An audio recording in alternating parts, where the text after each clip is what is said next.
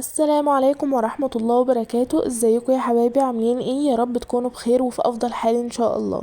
اهلا بيكم في قناتي. ما تنسوش تعملوا اللايك الجميل زيكم واشتراك في القناة عشان يوصل لكم كل فيديوهاتي الجديدة.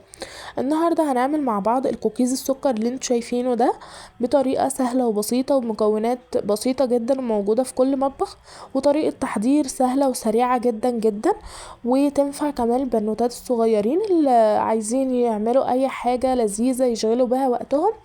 هتبقى سهلة وبسيطة جدا عليهم وهيقدروا يعملوها بكل سهولة. اول حاجة بقى في المقادير عندنا كوباية الا ربع من صوص الكراميل، واقول لكم البدايل بتاعته دلوقتي. هنا بقى كوبايه من السمنه على زيت، تبقى كوبايه الا ربع سمنه وربع كوبايه زيت. هنا بيضتين، واربع كوبايات من الدقيق، وكيس فانيليا طبعا بنحطه على البيض، وبنحط بيكنج باودر على الدقيق حوالي نص معلقه صغيره. تمام. هنبدا بقى في خلط المكونات دي. هنحط اول حاجه الكراميل، بعد كده بنحط عليه السمنه والزيت، وبعدين نحط البيض. يا جماعة عندنا لو البيض كبير بنستخدم بيضة واحدة بس، لو صغير بنستخدم بيضتين زي ما انا مستخدمة كده. هنحط بقى الفانيليا على البيض، وهنبدأ ان احنا نخلط بيهم. طبعا انا بخلط هنا بالمضرب الكهربائي، عندنا نشتغل بيه، ما عندناش مضرب كهربائي نشتغل بمضرب يدوي. تمام. ما عندناش مضرب يدوي نضرب في الخلاط. طب مش هنستخدم الخلاط، نضربهم بالشوكة، مش هيقولوا اي حاجة وهيدونا في الاخر نفس النتيجة. تمام. طيب واحنا بنضرب بقى هقول لكم بدايل صوص الكراميل. صوص الكراميل بنستخدم مكانه، لو مش متوفر عندنا نستخدم مكانه عسل اسود، نفس المقدار هيدينا نفس النتيجة برضو في الاخر ونفس الطعم. مفيش لا ده ولا ده بنستخدم سكر ابيض عادي خالص وبرضه هيدينا نتيجة كويسة باذن الله. تمام. بس اللي بيدينا طعم مميز في الاخر هو صوص الكراميل او العسل الاسود. تمام. بيدينا طعم مميز ومختلف شوية، ولكن كلهم في الاخر بيدوا طعم كويس جدا. يعني السكر كمان لما بنستخدمه بيبقى طعمه برضو جميل جدا. تمام. بنفضل بقى نضرب في المكونات دي حوالي من 5 ل7 دقايق. بنلاحظ طبعا ان لونه بيبدأ ان هو يفتح واحدة واحدة كده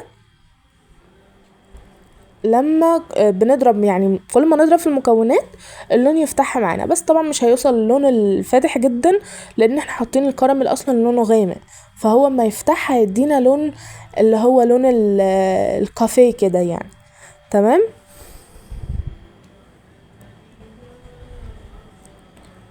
اهو كده اللون معانا. هنحط بقى هنا البيكنج باودر حوالي نص معلقه صغيره ممسوحه اهو على الدقيق، وهنجيب كمان حوالي ربع معلقة صغيرة من الملح. هنحط برضو على الدقيق، وزي ما احنا متعودين ان على اي مخبوزات او على اي حاجة هنعجنها بنحط على الدقيق شوية ملح كده. تمام. هنقلبهم بقى مع بعض، وهنبدأ ان احنا نزود الدقيق على الخليط اللي احنا خلطناه.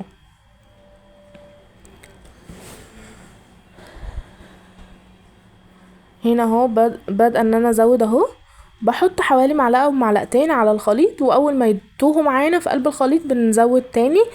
زيها زي برضو خليط الكيك كده لما بنزود الدقيق واحدة واحدة، عشان العجينة يعني ما نحط الدقيق كل مرة واحدة هتبوظ معانا. تمام. او هتبقى صعبة ان احنا نقلبها وممكن انها تكلكع وتبوظ يعني. تمام. فاحنا بنحط واحدة واحدة، وكل ما الدقيق يتوه معانا بننزل بحبة كمان لحد ما نخلص كل الكمية. هنا بقى عاوزة اقول لكم على بدايل السمنة. لو احنا مش متوفر عندنا سمنة ممكن نستخدم نفس الكوباية دي زيت. تمام. مش متوفر او اللي هو لا عايزين حاجة تدي طعم اكتر بنستخدم زبدة. تمام. وطبعا الزبدة هي احسن طعم فيهم، احسن من السمنة كمان. وعلى حسب المتوفر عندنا بنستخدم. يا جماعة الموضوع مش معقد خالص وبسيط جدا، ويعني باللي موجود عندنا بنعمل يعني فاهمين. هنا بقى بخلط الدقيق، وكل ما نزود دقيق طبعا العجينة بتتقل معانا. بنفضل نقلب طبعا لحد ما الدقيق يختفي، بنزود كمية تانية ونقلب فيها لحد ما تختفي ونكمل بقى.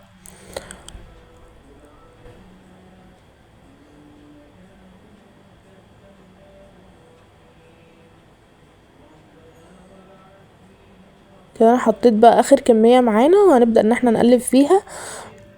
هلاقي طبعا ان المعلقة ما بقتش جايبة معايا نتيجة، اللي هو انا ما بقتش عارفة اقلب بالمعلقة او الموضوع هيبقى صعب يعني في التقليب بيها، فدخلت بايدي. طبعا بعجن بايدي اهو عشان الم العجينة بسرعة.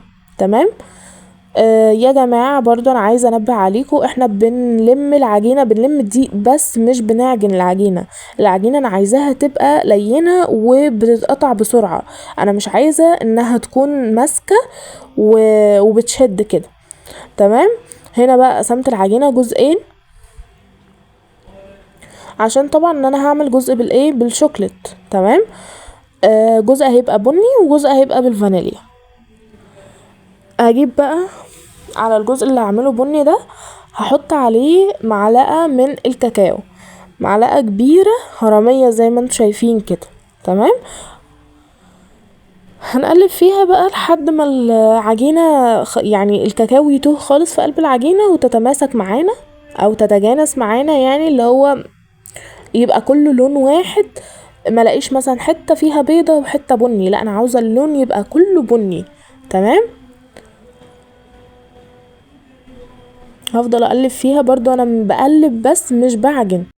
هنقلب فيها بقى كده لحد ما خلاص تاهت معانا خالص وبقت جميلة اهي ولونها مظبوط جدا. تمام. دلوقتي بقى هنجيب الجزئين هنحطهم في البولة بتاعتنا وهندخلهم التلاجة، هيقعد في التلاجة نص ساعة. هنا بقى بعد ما طلعت من التلاجة جبتها وكان عندي شوية شوكولات شيبس موجودين وصاج هنا مدهون من الزيت. تمام. باخد حتة كده قد الليمونة بالظبط واروح مكوراها. طبعا العجينة عندنا بتبقى بتحسها انها ناشفة كده وبتفتفت معانا لما نيجي نقطعها، بس لما بنلف العجينة في ايدينا بتطرى وتبقى لينة تاني. تمام. نحطها بقى في الشوكولات شيبس وندوس عليها كده شوية عشان الشوكولات شيبس يمسك معانا في العجينة. تمام. وخلاص على كده. وهنا كمان بوريكم واحدة بني اهي، بلفها كده وهحطها برضو في الشوكولات شيبس وهدوس عليها. وعايزه اقول لكم برضو انا هنا كنت عامله العجينه سميكه، الكوكيزايه عاملاها سميكه ليه؟ لان انا بحبها تبقى مقرمشه من بره وطريه من جوه. تمام. هنا بقى بعد ما خلصت الصاج هو عملوا معايا الكميه دي لان عاملاها سميكه زي ما قلت لكم، ولكن لو انتوا عاوزينها تبقى مقرمشه خالص بتدوسوا عليها شويه وانتوا بتفردوها هتبقى رقيقه شويه. تمام. هتكبر معاكوا او انها تزود الكميه معاكوا يعني. هنا بقى بعد ما طلع من الفرن طبعا وهدي شويه ونقلته على الطبق زي ما انتم شايفين سواه كده. انا طبعا بحبه ان هو يكون واخد لون محمر شويه عشان اتاكد ان هو استوى كويس. تمام. زي ما انتم شايفين ما شاء الله شكله كويس جدا وكان طعمه اللهم بارك خطير جدا. كده بقى وصلنا مع بعض لنهاية الفيديو، اتمنى يكون عجبكم وكان خفيف على قلبكم. ان شاء الله اشوفكم في فيديوهات تانية جديدة وكتيرة وتكون خفيفة برضو على قلبكم، ومع السلامة.